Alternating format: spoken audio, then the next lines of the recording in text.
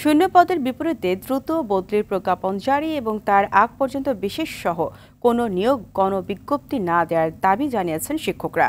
সকালে জাতীয় প্রেস ক্লাবে সংবাদ সম্মেলনে ইন্ডেক্সধারী শিক্ষকদের বদলি গণবিজ্ঞপ্তি প্রত্যাশী ঐক্য পরিষদের পক্ষ থেকে এ দাবি জানানো হয়। তারা জানান, বদলি চালু হলে হাজারো শিক্ষকের আর্থিক ও মানসিক কষ্ট কমবে, অথচ সরকারের কোনো খরচ বাড়বে না। শিক্ষা উপদেষ্টা আদেশ দেওয়ার পরও সংশ্লিষ্ট কর্মকর্তারা শূন্য পদের বিপরীতে বদলির প্রজ্ঞাপন জারিতে রহস্যজনক কারণে গড়িমসি করছে বলে অভিযোগও করেন সংগঠনের সভাপতি সরওয়ার হোসেন। বলেন, দ্রুত প্রজ্ঞাপন না হলে কঠোর কর্মসূচিতে যাওয়ার হুঁশিয়ারিও দেন তিনি। প্রকট আকার ধারণ করবে। পাশাপাশি নিজ জেলায় সমপদ পাওয়া অত্যন্ত কষ্ট হয়ে যাবে।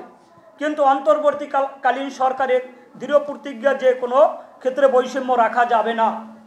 ইন্ডেক্সধারী শিক্ষকদের বদলি গণবিজ্ঞপ্তি প্রত্যাশী ঐক্য পরিষদ 2023 সাল থেকে শিক্ষকদের বদলি গণবিজ্ঞপ্তি নিয়ে বিভিন্ন কার্যক্রম পরিচালনা করে আসছেন।